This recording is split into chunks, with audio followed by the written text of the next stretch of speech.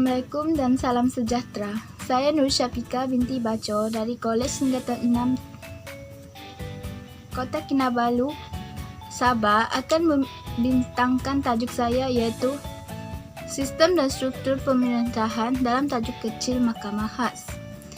Sebelum saya mulakan, berikut merupakan sumber rujukan yang saya gunakan untuk membuat pembentangan tersebut.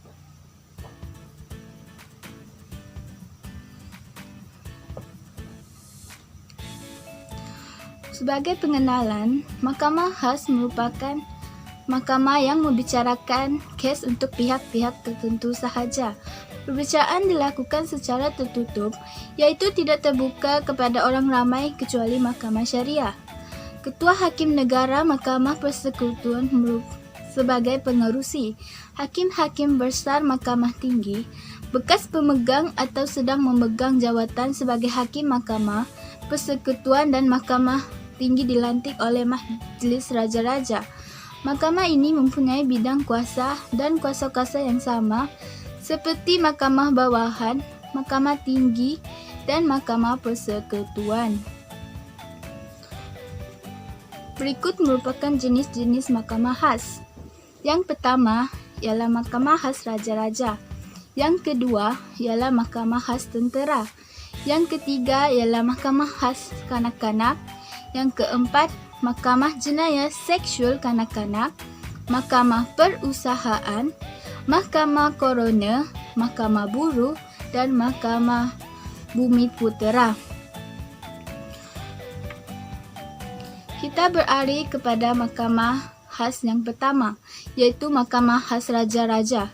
Mahkamah Khas Raja-Raja ini membicarakan apa saja kesalahan yang dilakukan oleh Yang di-Pertuan Agong, Raja dan Sultan seperti sifat pribadi baginda dan kes sivil. Mahkamah Khas Raja-Raja ditubuhkan pada 30 Mac 1993 di bawah Perkara Ak 183 Perlembagaan Persekutuan. Semua perbicaraan di Mahkamah Khas Raja-Raja perlu mendapat persetujuan daripada Peguam Negara.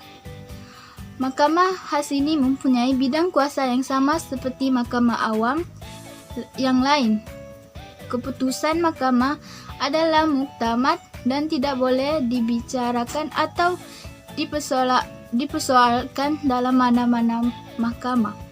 Keanggotaan Mahkamah Khas terdiri daripada Ketua Hakim Negara, Hakim-Hakim Besar, 2 orang bekas Hakim Mahkamah Persekutuan atau Mahkamah Tinggi. Seterusnya kita beralih kepada Mahkamah Tentera. Mahkamah ini membicarakan anggota tentera atas kesalahan dalam perkhidmatan tentera.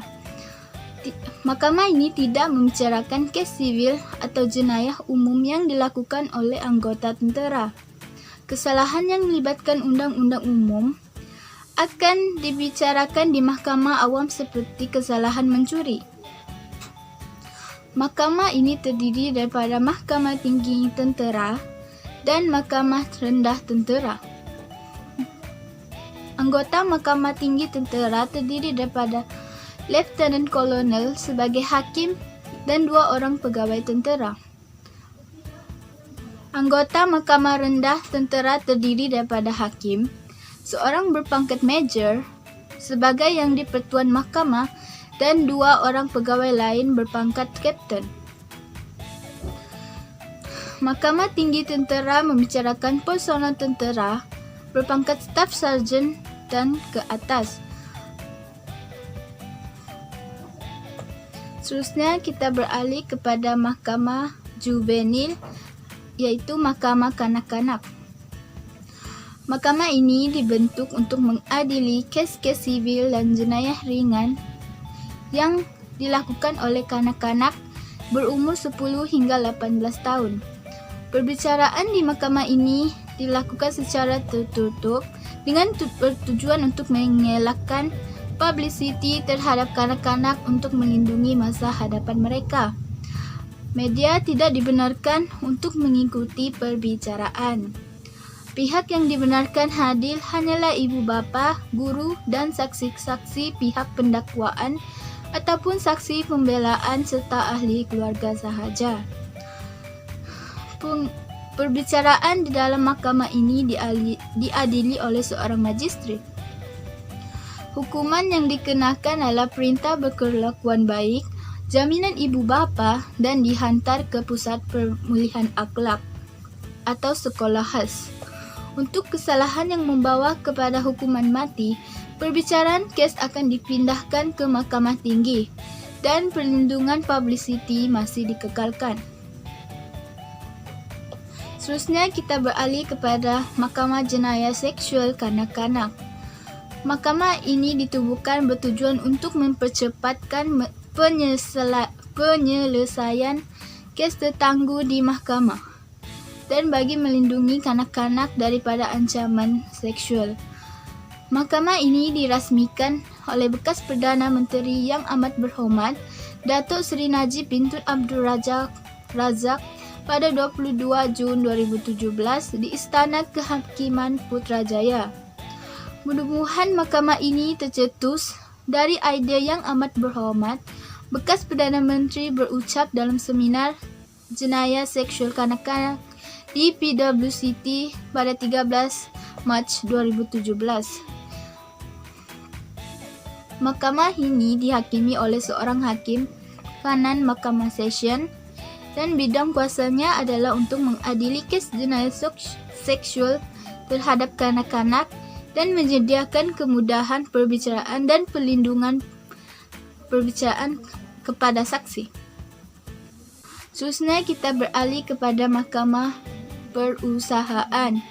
Mahkamah Perusahaan adalah bertujuan untuk menyelesaikan pertikaian antara pekerja swasta dengan majikannya. Mahkamah Perusahaan diketuai oleh Presiden Mahkamah Perusahaan yang dilantik oleh Yang di-Pertuan Agong dan dianggotai oleh panel yang mengandungi orang-orang yang dilantik oleh Menteri Sumber Manusia. Mahkamah ini ditubuhkan untuk mewujudkan suasana keharmonian perhubungan perusahaan melalui proses timbang tara dan keputusan Mahkamah Awards selaras dengan Akta Perhubungan 1967. Visinya adalah untuk sebuah organisasi yang unggul dan mewujudkan suasana perhubungan perusahaan yang harmoni melalui award mahkamah dan perjanjian kolektif. Bidang kuasa mahkamah ini adalah menyelesaikan pertikaian perusahaan dan membuat perintah kepada pihak majikan bagi mematuhi perintah Menteri Sumber Manusia. Mahkamah ini juga mendapatkan khidmat pakar bagi menyelesaikan pertikaian perusahaan. Kita beralih kepada mahkamah yang seterusnya. Kita beralih ke mahkamah seterusnya iaitu Mahkamah Coroner. Mahkamah ini membicarakan dan memberikan keputusan penghakiman tentang punca sebenar kematian seseorang sama ada perbuatan khianat atau kematian biasa. Mahkamah ini diadili oleh Hakim Coroner Mahkamah Tinggi yang dilantik dan tidak mempunyai bidang kuasa menjatuhkan hukuman. Mahkamah ini dikendalikan oleh seorang Hakim Mahkamah Session. Mahkamah ini hanya wujud apabila terdapat tuntutan atau inkues daripada keluarga bagi mengetahui sebab kematian seseorang kerana mengesyaki terdapat perbuatan khianat. Mahkamah ini ditubuhkan di setiap ibu negeri dan mula berkuat kuasa pada 15 April 2014. Mahkamah ini menjalankan semua siasatan kematian bukan sahaja terhad kepada kes kematian dalam tahan polis, kematian dalam penjara, kematian di mana-mana pusat tahanan, di hospital tetapi juga kepada semua kes kematian yang memerlukan satu siasatan dibuat menurut Seksyen 329(1) Kanun Tata Cara Jenayah. Kita beralih kepada mahkamah yang terakhir iaitu Mahkamah Bumi Putera. Mahkamah ini berperanan untuk mentadbir perkara yang berkaitan dengan undang-undang adat di Sabah dan Sarawak. Mahkamah ini juga dikenali sebagai Mahkamah Anak Negeri. Mahkamah ini hanya terdapat di Sabah dan Sarawak dan hampir semua fungsi Mahkamah Bumiputera telah dilaksanakan di Mahkamah Magistrat. Mahkamah Bumiputera berkuasa membicarakan kes yang melanggar undang-undang adat, kes sivil yang bernilai tidak lebih dari RM2,000. Mahkamah Bumiputera di Sabah terdapat Mahkamah Rayuan Bumiputera, Mahkamah Pegawai Daerah dan Mahkamah Bumiputera. Terdapat beberapa kelas iaitu Mahkamah Kaum, Mahkamah Ketua Masyarakat, Mahkamah Ketua Atasan, Mahkamah Daerah Bumiputera, Mahkamah Bumiputera Residen dan Mahkamah Tinggi Bumiputera.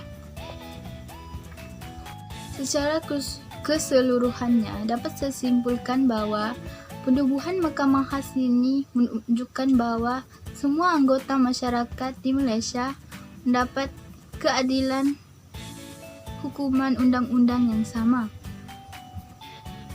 Itu saja video dari saya. Sekian, terima kasih kerana menonton.